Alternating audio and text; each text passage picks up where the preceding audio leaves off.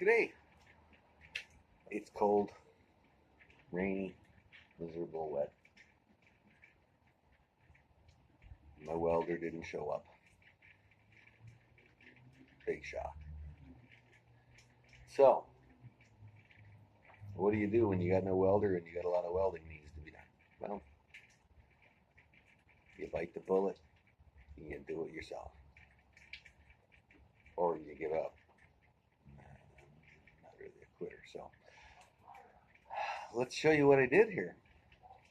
I think it's all pretty cool. For the first time, really. So this is what we did. I don't know if you can see in there.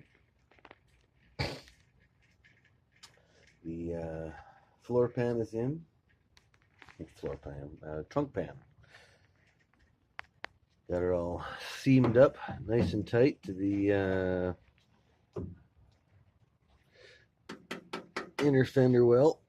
Drop some spot welds along the inside of that, and then the seam sealed it up good. And into here as well.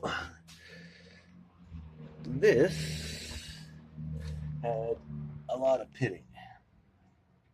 Lots of pitting. I didn't go through, fortunately, and I'm really not welding anything onto that, just screwing the trunk fuel tank in. So I'm going to reattach that piece there and that little piece there so that holds those four corners there nice and tight. Got the welding done underneath there. Yeah, mind you, the frame rails. I did the frame rails as well. That was challenging. Measure 12 times, cut once, and then hopefully you're close enough. So yeah, that actually balanced out pretty good. Going by the measurements, you're looking at 43 inches from half the center point of this. That's the bumper bracket. But 43 inches from there to 43 inches to there. So that measured out properly. I didn't change the vertical height on it, and I didn't change the vertical height on that. And so the next step, I did weld through primer on those corners, weld through primer on these corners. Same thing over here, weld through under that. I'm going to need to drill some spots onto that. And this I tacked up well enough. There's some good spots on that I can weld. The bottom part of the door, you'll notice here, these, obviously that's going to stay, but you look at the bottom part here and it is going to run right smack dab, so I got to notch out that so this will slide in.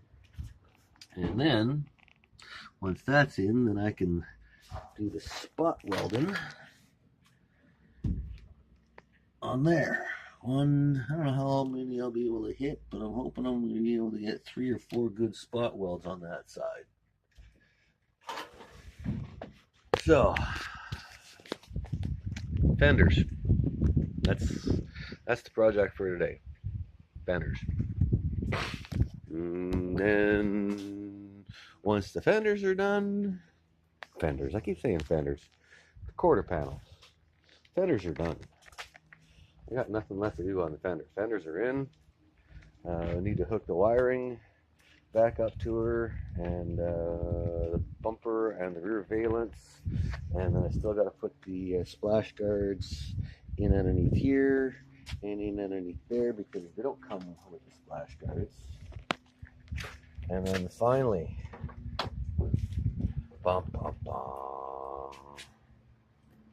the big fun issue,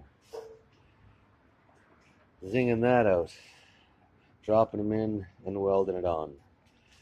And then I ditched the old ones. I mean, they're still underneath here. Haven't been cut out. But those are going to get cut out. The seat plates on both sides, may as well go with brand spanking new stuff. So, yeah, that's the issues.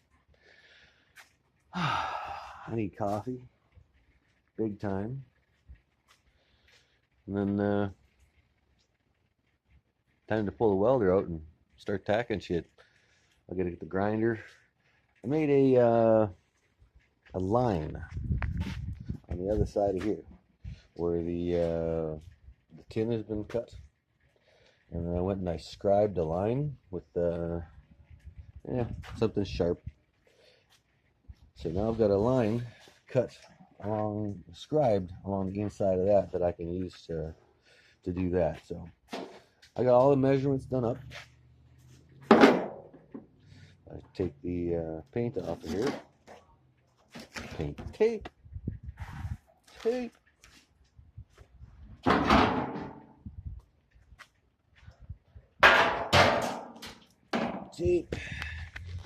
So yeah, just to make sure I catch it all. Every 6 inches, I did a measurement, right starting from the very back corner, right in here. You see that right there? Yeah, right in that back corner. And I measured down to where I notched the first flange. I used a flanging tool, cut it as straight as I could, and then ran a flanging tool all the way along, and then did the measurements down 3 5/8, 3 3/8, 4 1/8, 4 3/8, 4 3/4, 5 1/8, 5 1/8, 5 1/8. This one comes down narrow here, obviously 3 7/8. And then once I get it over to here, then I can spark it onto there, notch out the bottom part of the quarter panel so that it'll go into there. This has been primed with weld through primer. And yeah, that's the project. Today, at least one fender goes on. Check back with you later. This is starting now.